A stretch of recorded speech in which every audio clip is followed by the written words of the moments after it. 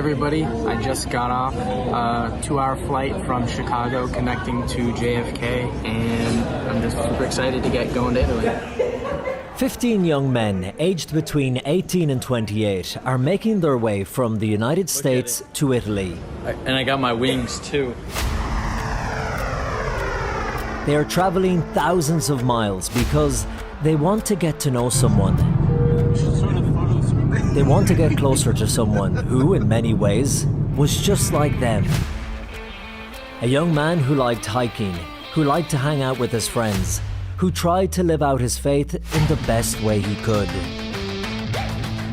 This is the story of their pilgrimage. Buongiorno. A journey of discovery and deepening of faith that will take them to some of Italy's most beautiful churches, to places of incredible history, to the top of a mountain to celebrate Mass. Yeah, it got harder. To pray with over 1 million young people. And Pope Leo. A journey that will bring them right to the heart of the Catholic Church. And the glory of God is still good. And all this while walking in the footsteps of Blessed Pier Giorgio Frassati.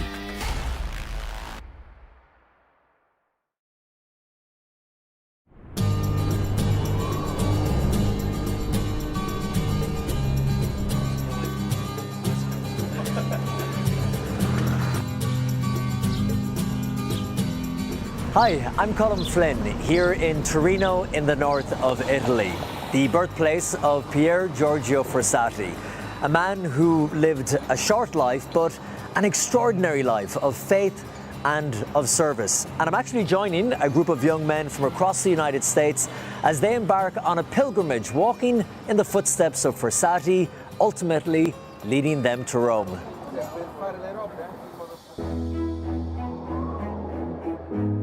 Turin, located in northern Italy on the foot of the Alps, is a city known for its elegant architecture and rich history. Once the first capital of unified Italy, it's now a vibrant, modern city. Which I should, because it's one of the older cities. And the young men are getting a tour from a local guide, exposing them to the city's beauty. No, he's from a well-to-do family, owner of a newspaper. His father was a senator, was an ambassador to Germany. Yeah, he's from a very wealthy, influential family. Pier Giorgio Frassati was born on April the 6th in 1901, and one of the stops on their tour is the home where he grew up. It's a pretty impressive building that today is a bank, but it's hard to believe that this was the house where Pier Giorgio Frassati was born and where he grew up. One of the aims of this pilgrimage is to give these guys a chance to get up close and personal with Frassati, to lift him out of the history books and bring him to life, to learn about the life of Pier Giorgio, a young man who, despite being from a wealthy and upper-class family, dedicated his short life to helping the poor and strengthening the faith of those around him.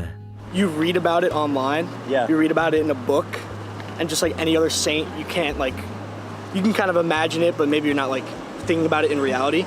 And then being here, you touch the doorknob, you stand in the door frame. You probably looked out all those windows at one point, right? So kind of putting it in reality for ourselves.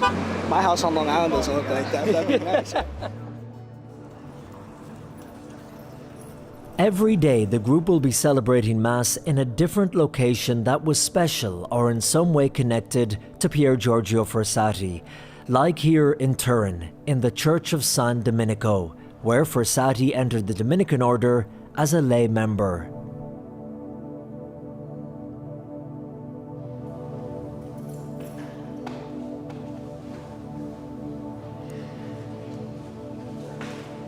In the name of the Father, and of the Son, and of the Holy Spirit.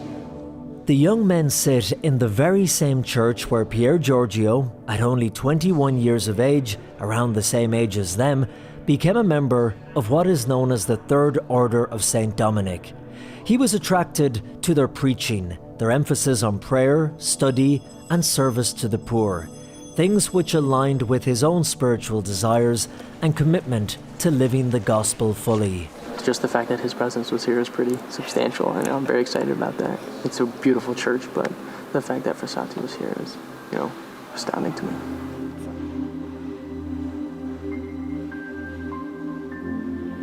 The priest leading this pilgrimage is Father Vincent Bernard. One cool fact about this church that I really want to point out to you guys, I noticed it while I was sitting at the chair during Mass, is this ambo right here. So this is super Dominican because of the crucifix. So the preacher would preach from here. He's a Dominican from Greenville, South Carolina, who is now based in New York. He is the Associate Director of the Catholic Center at NYU. He will be guiding the men physically in the footsteps of Frassati, but also spiritually too, trying to help each one grow in their faith through the inspiring story and legacy of Pier Giorgio. Father, Son, Holy Spirit. Amen. And while the gang finish their Italian pizzas, I sit down with Father Vincent in the square in Turin to find out why he decided to take on leading his first ever pilgrimage group. Why have you taken on this challenge of organising this pilgrimage and walking in the footsteps of Frassati? Well, I remember how big Frassati was for me when I was in college, and he has remained, I think, a big figure in my life, an important saint for me. And to be able to now share that as a priest with other young men, I think is important. I think that they're looking for how to be holy. They're looking for ways to grow in virtue. I think Frassati has an answer to give them for that. And people need examples, especially these guys. Like, they need examples for what that looks like and that's possible. And Pier Giorgio represents all of that. And of course, we're in the year of his canonization. So it's a great year to come and actually walk in his footsteps because of that. What are you looking forward to most when you think ahead to this pilgrimage? Being at the Shrine of Europa is going to be particularly special. It's a special place. I've spent time there. I'm excited to go back. It's just very prayerful, meditative, beautiful. I mean, you're in the middle of the Alps. It's a beautiful place. It was important to Frassati, so I'm excited about that. But having Mass with his body in Rome is going to be particularly special. Being there with him, like having now walked the places he's walked, breathed the air he's breathed, been to his places, to actually be with him in Rome, I think it would be powerful. It would be powerful for me because I love Frassati, but I think it'll be powerful for the guys as well. These 15 young men have come from across the United States, some from New York, California, Ohio, Alabama, the Carolinas, and more. Michael Sanfilippo is from Long Island, New York, and he's just graduated as a student from NYU. Why did you decide to undertake this pilgrimage? What brought you here? What brought me here? It's a good question. I think that the 21-year-old guy really living a life of holiness, or trying to at least, that Pier Giorgio really gives a great example of a young man who took his faith serious, who inspired others, who led others, and did so in a very intense kind of way. I think that is something that I strive for. Michael says he wants to grow in his friendship with Pier Giorgio on this pilgrimage, and also take some time to slow down from his fast life. Sit in silence, maybe not do so much of the talking, and just listen to the Lord, and be able to try to hear his love and experience those graces here in Italy. That background music to what you're saying is pretty epic. Yeah, we didn't edit that in. Here you go. This is live. I love it. I was saying it must be nice. It's Tuesday, midday out here playing the piano. It's cool, isn't back it? in New York, we'd be running around like crazy, getting to work. Yeah, working for the man. That's right. Living the dream, though. Living the dream. What they say? That's right, we're living the dream. On this pilgrimage, there will be plenty of moments for silence and reflection, something which is rare to find in our busy lives.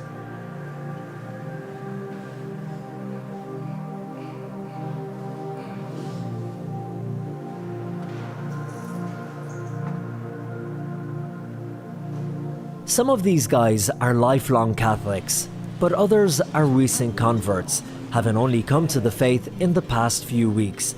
Like David Bowling from Lench, Kentucky. It's not the moonshine. You're famous for your moonshine, aren't you? That and the bootlegging. Right? Bootleg. You bring some bootleg with you? I'm a cashier at a grocery store. It's IGA. It's a little family-owned business. Other than that, I'm going to college right now. We're on summer break. I'll start back up and I would be taking welding classes. Welding, that's brilliant. And then, other than that, I volunteer at fire departments in our county, and I just help when I can. And you recently came into the church. Am I right in saying I just got baptized the day before Easter this year. That's amazing. David came into the Catholic Church after being invited to dinner by a Catholic family, who then invited him to their church. He went and then kept going. The first time I went to Mass, I didn't know how to do anything. I didn't know what to do. And then I had to slowly learn, and then... You didn't know when to stand, when to kneel, when to... Yeah. And like learning the creeds, Hail Marys. It took me a while, but I've slowly got it. When you decided you were going to come on this pilgrimage, first of all, I guess why? Why did you decide to come here? I kind of felt connected with them a little bit with the hiking part of stuff, because where I'm from, there's many mountains, and whenever I was a little bit younger, we would always go walking or hiking a little bit, or just go up in the hills and ride. And it kind of just, I thought that was a very neat aspect of it. And then it kind of resonated where he would volunteer at places, and I do the firefighting. It kind of resonated where both trying to help people that are really in need. And you've been making friends with the guys as you go? They're a nice bunch? Have. They have. One's rowdy, but we still like them. One's rowdy. Oh, I want to ask you who, but I better not ask you on the camera. Which one's the rowdy one? I'll tell you later. You'll tell me later. Okay, well, for the moment, enjoy your espresso.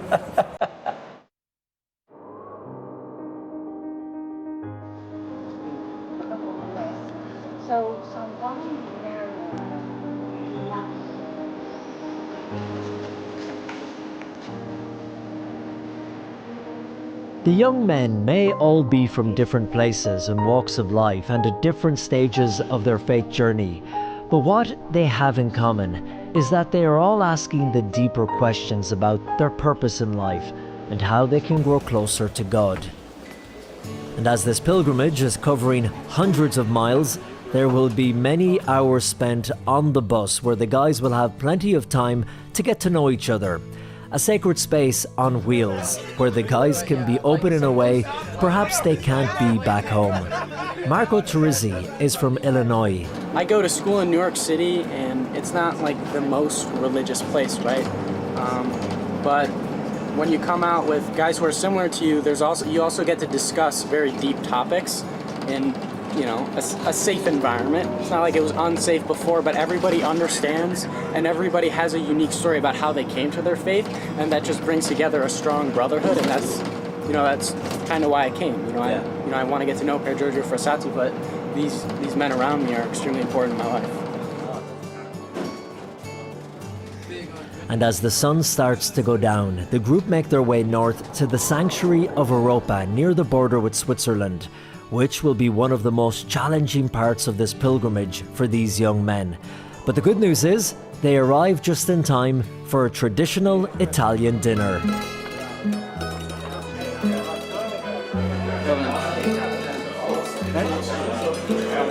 Maximiliano is sitting by himself. You're gonna be eating? Just the fork. Okay, just the fork.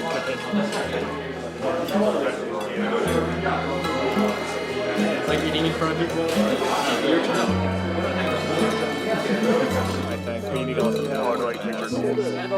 Just to make sure that like this. Yeah.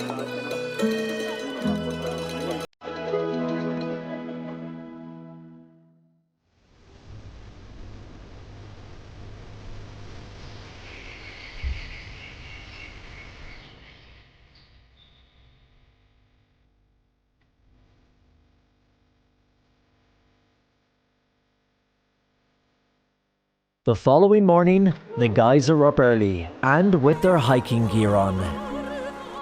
Well, we've arrived in what was once the small town of Europa. Now it's a sanctuary, and we're here for one of the most important parts of the pilgrimage because the guys are going to be climbing this incredible mountain next to us. Today will be one of the most challenging for the guys. They have to hike all the way to the top of Monte Macrone, a journey that Pier Giorgio would have made a number of times. He found joy in the physical challenge of hiking, and at the same time saw the beauty of God in the beauty of nature around him. Here we are, we're heading up the mountain. Today's the big trek. There's David. He's keeping an eye out for the bears back there. He also saw mountain climbing as a metaphor for his spiritual journey, using the phrase verso l'alto, to the heights, to express his desire to reach for holiness. Nothing too difficult. Not sure what's ahead, this fog, but it's been enjoyable. I'd say pleasant. Yeah. How about you? How are you finding it? Yeah, it's been awesome. Kind of puts into perspective who Pier Giorgio actually was, right? He's like just a 24-year-old guy, kind of just like us, hiking, sweating with his guys, right? It makes him a lot more human. Another one of the pilgrims is PJ Marshall from Ohio, who as a financial professional sees this pilgrimage as an investment. I mean, I'm looking at a mountain covered in fog right now. So it's pretty cool. I like that. I mean, anytime that I invest something into my faith, it's worth it. Like, I've never found that a monetary investment hasn't like just paid huge dividends in the interior life or with my faith. And so that's a great way of looking at it. It's an investment for you. Yeah. But the return is with your faith. Yeah. I mean, I believe that like Pier Giorgio has something here for each of us. And like if it was if God opened the door for me to go on it, then I can participate in his will by saying yes to that, going on the pilgrimage and seeing like what he has in store. And so if I never say yes, that never happens. At first, the hike seemed pleasant and easy to manage for the guys. But as the hours passed and the air began to get colder and more misty and the cliff more steep, the climb suddenly became a lot more difficult.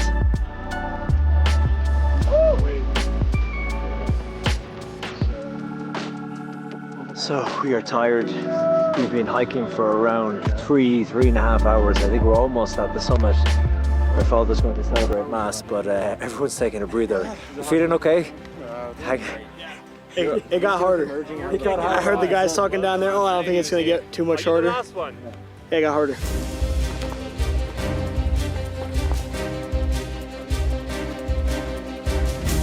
Yeah, exactly. Elizabeth's dating a Swiss Guard now. Oh, no way. Yeah. Yeah. The mine's more, yeah. Elizabeth out.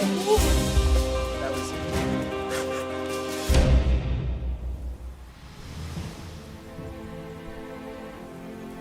And finally, after hours of hiking and some thinking that they might not be able to make it, the group arrive at the summit of the mountain and are standing at the same spot where Frassati would have stood with his friends. And with the heavy fog cover, there is a sense of mystery and sacredness in the air. They cannot see the scenery, but it keeps them focused on where they are and why they're here. CJ Randazzo is from Cleveland, Ohio. CJ, how does it feel to be here on top of the mountain where Frassati once was? It's incredible. It's I don't know, it's very easy to kind of let people like Pier Giorgio kind of live in the imagination. So this is something that really puts him in the concrete, puts him in the real world, and to take a moment and feel his presence here in spirit is really powerful and strengthening for the faith. John Barty is from Texas and came on this pilgrimage looking for clarity, as he's been going through a lot of changes recently. Just moved to a new city, new state, starting grad school, changed jobs, so just a lot is changing in my life. And so part of what I was, praying with and thinking about coming into this pilgrimage was just sort of in all those changes, reorienting myself towards Christ. Everything in my life right now just feels like I'm just focusing on what do I need to do to survive this moment, and I'm just focusing on the material things, and I'm not focusing on Christ nearly as much as I should be. Ask any of these young men and they will tell you the same thing. They're all looking for a deeper meaning in life, a foundation on which to build. And Father Vincent reminds them of Frassati's example of finding meaning in faith. Think of Pier Giorgio Frassati. He found something and he was willing to give up everything for what he had found. That's how great it was. That's what faith leads to.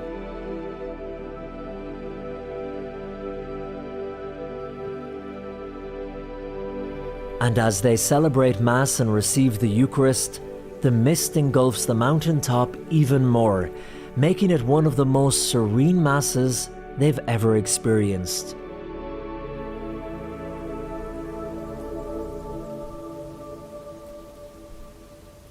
Later that night, back down at the sanctuary, the guys are filled with a great joy after what they accomplished today. It's been a remarkable experience and one they will never forget. And for Father Vincent as well, this is his first time leading a pilgrimage like this, and he was nervous about how it would go and if he would do it justice, Frassati being such an important figure in his life. But it's beautiful here in this little village. What once was a village, now it's a sanctuary. And we've got some of the guys behind us there as well. And over a glass of local wine, we talked about this more.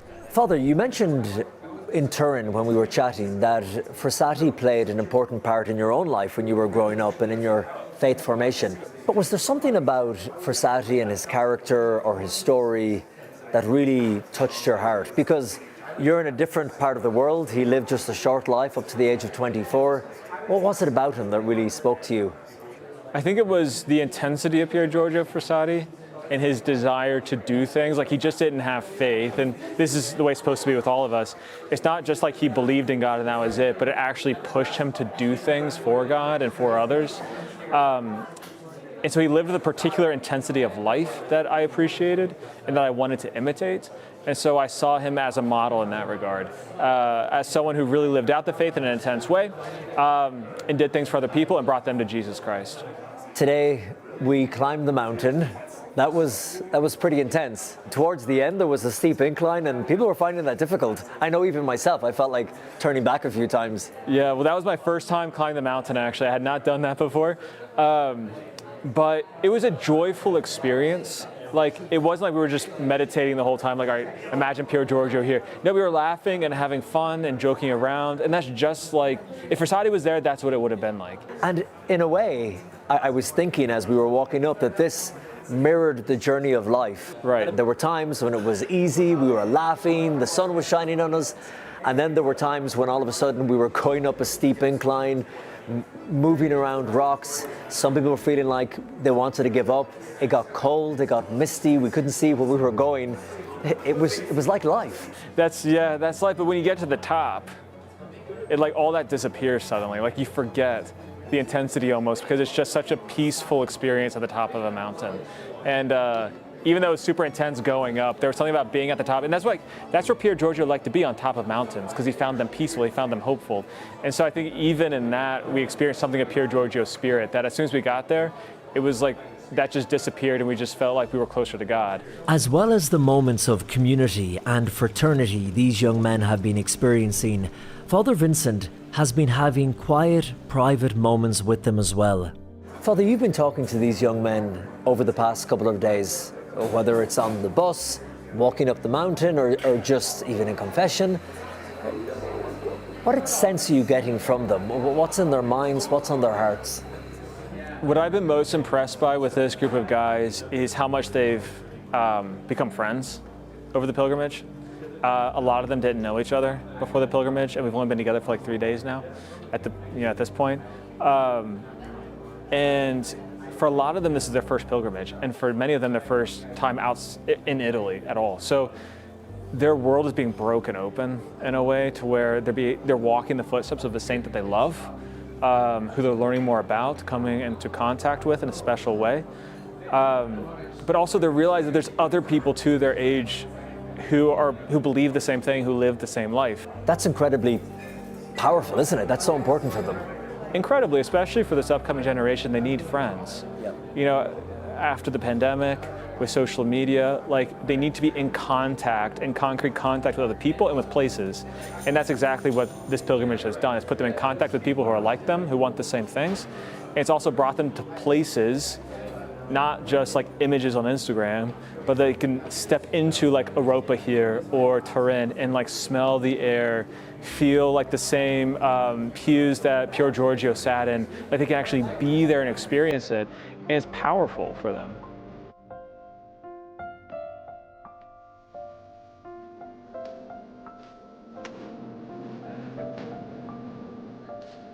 On day 3 of the pilgrimage, the gang have to make the over 8-hour drive all the way down south to the town of Assisi.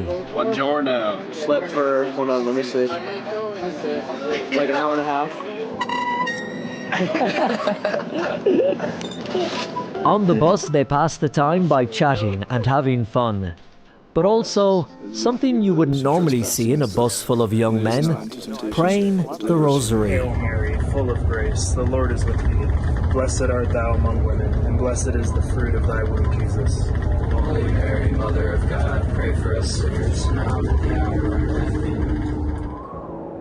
death. To break up the journey, Father Vincent has a surprise stop planned in the town of Polone, where Pier Giorgio would spend his summers, in the family's plush summer vacation house.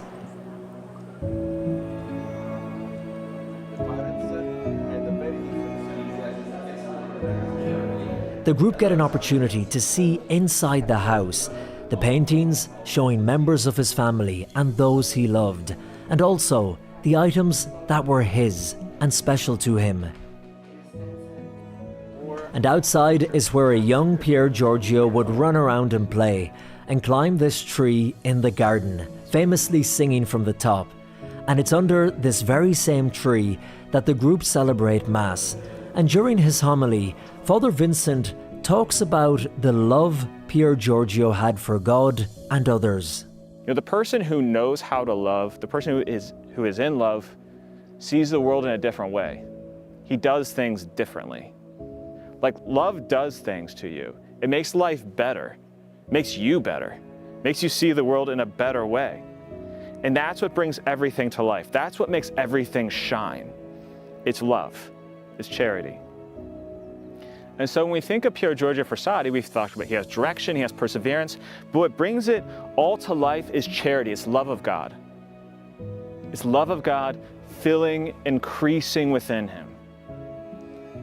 And the more he loved God, the more he could love those around him. Remember, the essence of the Christian life is charity, but there's 2 commandments, love of God and love of neighbor. Love of God first, and from that you're able to actually love the poor, like Frassati. You're able to love your friends.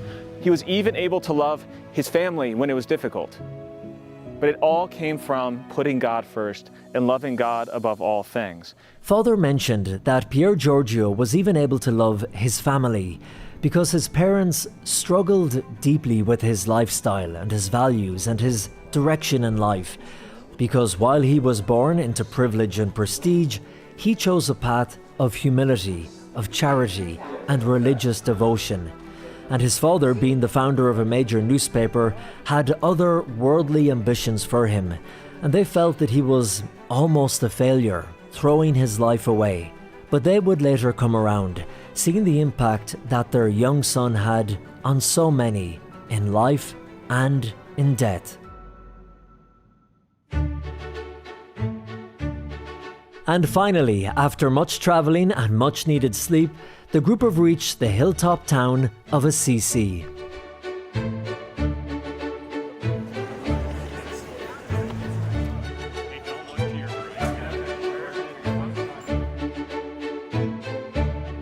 So today we've stopped in Assisi as we make our way down to Rome, and there's a few things that we want to see here. Obviously the tomb of St. Francis of Assisi, but also Carlo Acutis, because he will soon be made a saint.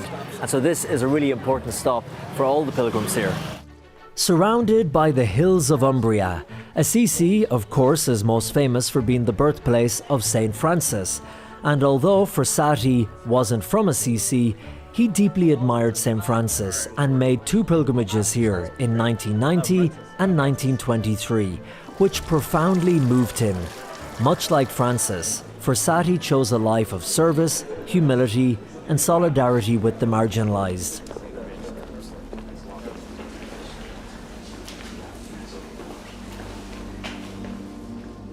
And the group get the privilege of celebrating Mass under the Basilica of St. Francis, surrounded by such history of the saints, where Father Vincent encourages them to be inspired by them, but to forge their own path. But it's interesting the differences between Francis and Frassati. They're not the same people at all. He was inspired by Francis, but he never rejected the wealth of his father.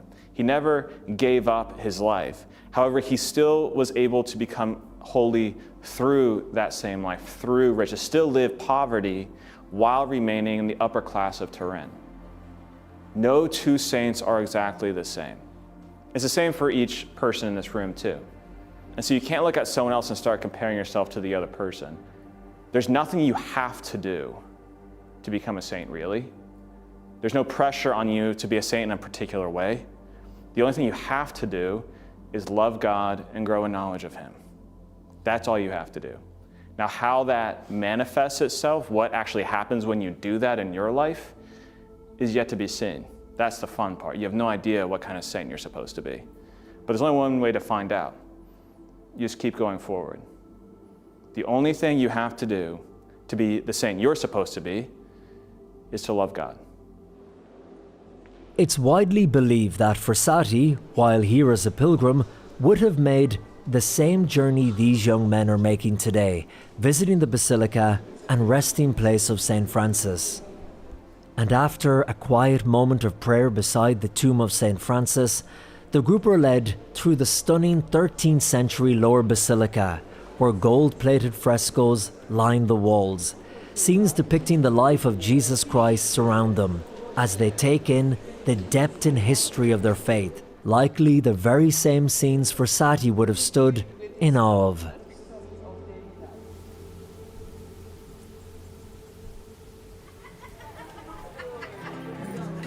Lunch provides yet another opportunity for the young men to grow in fraternity.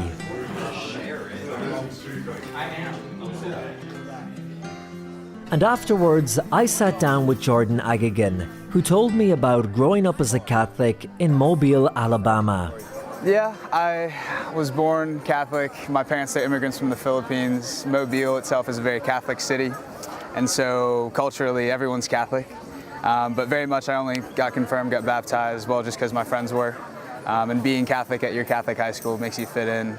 But when I got up to college, saying you're Catholic doesn't make you fit in, it makes you stand out. So that very quickly fell off the back burner. So because your Catholicism was cultural and it was just really tradition, as soon as you went to college and you realized it wasn't cool to be Catholic, you left it to the side. Yeah, at the center of it was, I think you hit the nail on the head, being cool. I think that was much more at the center, I guess myself at the center of it. So what was college life like? A lot of partying, being at an SEC school, Auburn, loved it, but quickly found it to be very draining, and I don't know, it seemed like I had everything I wanted, but at the same time, very unhappy, surrounded by all these friends, and at the same time, incredibly lonely. And your college experience, was it, as I imagine from seeing it in the movies, the frat houses, the parties, the girls, the drugs? It's definitely, I think in my story, with image being at the center of it, I think there's... You mean like vanity? A lot of vanity, yeah, for sure. And part of that vanity is getting good grades, being good with parents, excelling, getting, positions after college, but also being able to live that nightlife, being able to do both. Despite the party lifestyle Jordan was living and the fact that he was popular with good grades, he still felt unfulfilled and lacking meaning in his life. And when did you start to take your faith more seriously, or when did you turn and lean into your Catholicism in order to get that meaning in life? A specific moment in my junior year, or heading into my senior year rather, really sticks out for me. I just remember I'd found myself just truly just shackled to these things that I thought would make me happy, the most happy. Like you said, the substances, the parties, the attention, the vanity. I was just out at this bar and surrounded by all of my friends that I'd made over 3.5 years, feeling more lonely than ever. I go back to my apartment, and I'm just on my bedroom floor in tears. And I mean, I have everything I thought I wanted. Why would I not be happy? And I remember just thinking, I've dug such a deep hole for myself, and I've tried to get myself out. I need a miracle. So I look around, and I remember things I learned in Catholic school, but I couldn't find a Bible, no rosary, no cross, no crucifix. None of that was in your room? No. And so I Googled a picture of the cross on my iPad and prayed for the first time in a long time. Would you say that that was a moment of transformation? I think it was a moment of an invitation, for sure. I think humility and just being able to recognize, like, I've been trying on my own, and man, I can't. I need something greater than me. Because man, I've been trying to do it on my own this whole time. Hasn't worked out very well. Oh, it's beautiful. Even all the suffering, all the inconveniences, the fear of the unknown. I mean, if this all is insignificant and it's by accident, then no wonder I'd be depressed. But if all of this has a purpose, if he's pursuing me, if he's got a plan for us, can't wait to see what he's got. By this I shall know that you are my friend, if my foes do not shout in triumph over me.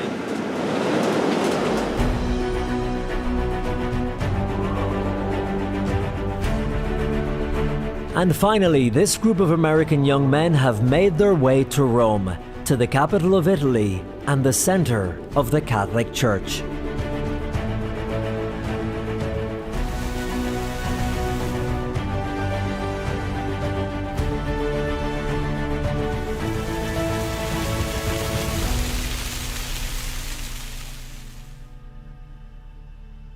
And on their first morning in the Eternal City, the group get another incredible opportunity to sit in silence and prayer in front of the tomb of Pier Giorgio Frassati. Frassati died back in Turin in 1925 at the age of just 24 from an aggressive form of polio. And despite intense suffering in his final days, Pier Giorgio remained focused on others, scribbling notes to arrange help for the poor he regularly visited.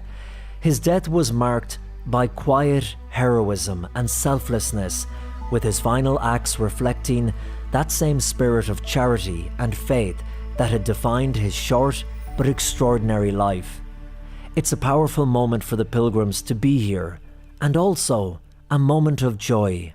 Joy is a fruit of charity because the closer you come to God, the more that God's life endures within you and you persevere in that love, the more your desires are fulfilled.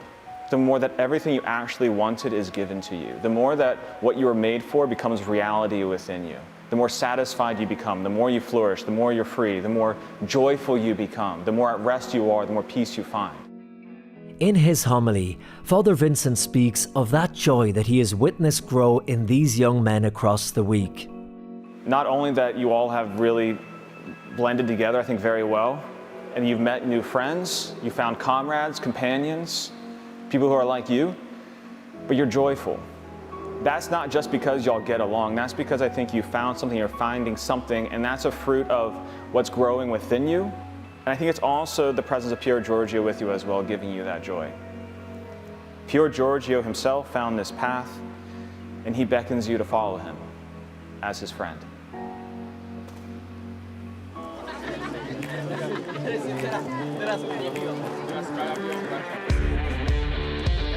So that they can isolate who the Catholics are?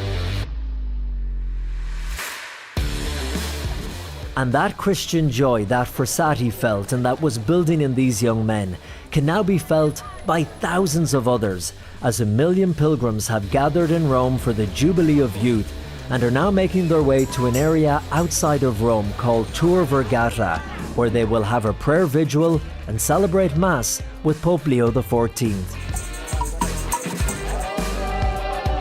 We're walking down to Tor Vergata right now. You can see, if you look out, all the different flags of all the different countries.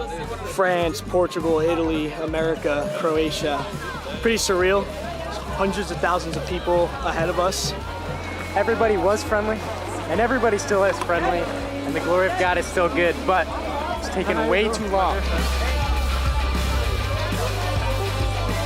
And after hours of hiking and being stuck in crowds and singing and meeting other young Catholics from around the world, they arrive inside the open-air venue.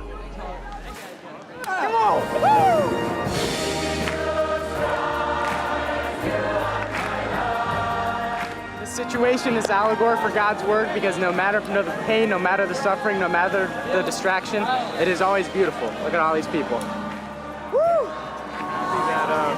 It's really cool for especially the guys to see all of these people and that they're about to see the Holy Father. I think is really special. So the community aspect of this, like we were in Europa together alone, and now we're just part of the wider church. And so it's awesome to be here. The vibes are great, and I think we're having a great time tonight. La speranza e la pace.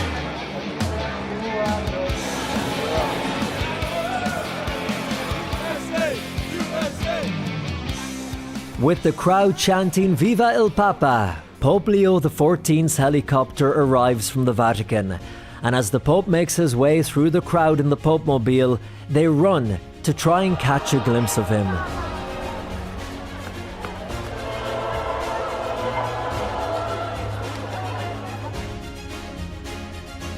Alright, well, we got it. There we go.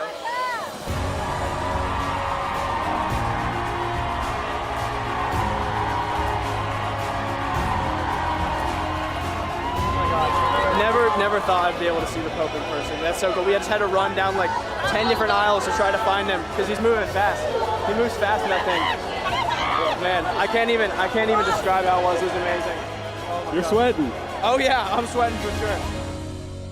And as night falls, Pope Leo XIV takes to the stage and tells them that they are called for greatness and for holiness and to settle for nothing less.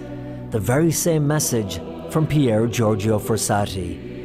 And where there were 1 million young people shouting and dancing a few moments ago, now there is complete silence and stillness, with the young men on this pilgrimage on their knees in front of the Blessed Sacrament, praying with the Holy Father.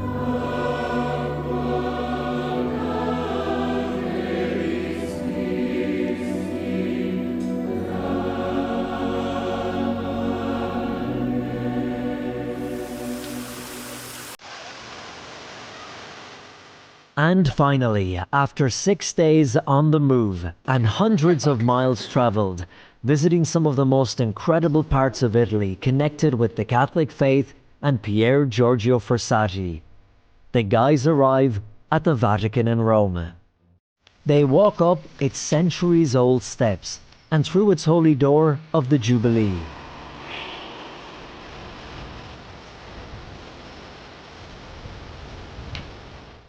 From celebrating Mass on a simple rock on top of a cold and misty mountain, to now being here in the middle of St. Peter's Basilica at the Vatican.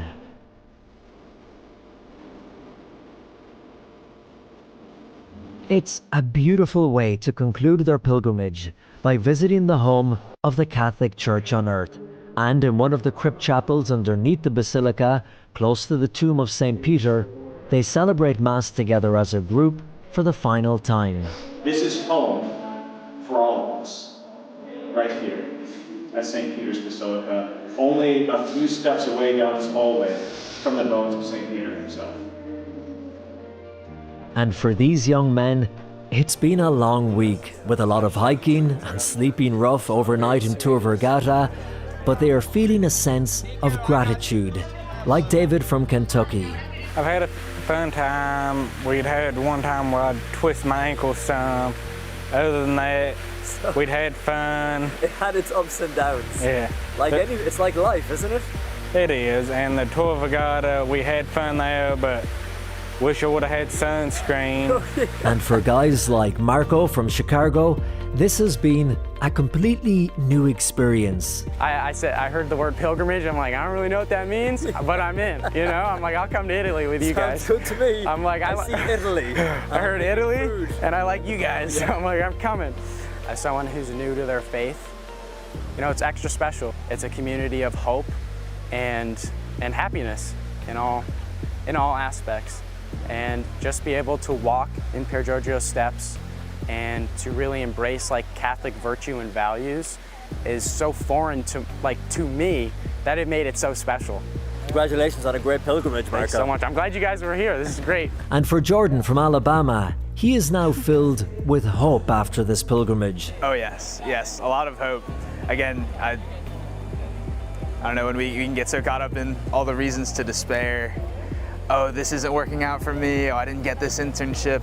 As if like, oh, I can only be happy if X, Y, Z. But man, his plan, as corny as it sounds, I guess, his plan is so much better than what we could come up with. I definitely didn't plan on being here right now, but I'm glad I am. And Michael from Long Island says he now finds Frassati more relatable and is inspired to bring his message home to the US. Definitely coming off of pilgrimage, you kind of have like this heightened sense of like love and desire to go spread the gospel, right? So we've been here, we were at Tor Vergata, we see 1 million people there with the Pope in front of the Blessed Sacrament, receiving the Eucharist. And that desire to bring that joy that's here in the Jubilee year, especially here in Rome, bring that back to New York, back to the States, back to Long Island, and like bring that joy and love to other young guys who maybe weren't here to experience that. And for Father Vincent Bernard, it's been a week he'll never forget. The highlights of the trip, looking back over it now that it's done, definitely being in Europa, climbing the mountain, just being with Pier Giorgio at Santa Maria sopra Minerva, and having, you know, almost an hour just by ourselves with the body of Pier Giorgio was very special. And I can see it with the guys too. The fruits are already showing themselves. You know, these are good things to do. It's good to bring especially guys like I did on this trip to like take them to these places because they grow. Grace works. To be in a place that's important and that's holy, whether it's Europa because of Frassati or with his body or here at St. Peter's, it's important to come to these places and see your faith. Like you live your faith, but to actually see it manifested and to do it with friends. And so they've all grown together. I've talked with them. They're going to, I think, return to the United States, changed men for the better and stronger in their faith. Changed men for the better and stronger in their faith, exactly what Pier Giorgio Frassati would have wanted. It is hoped now that these young men will return to the United States with these experiences and encounters that will go on to shape their future. Until next time, from me, Colm Flynn, here in Italy, thank you so much for watching.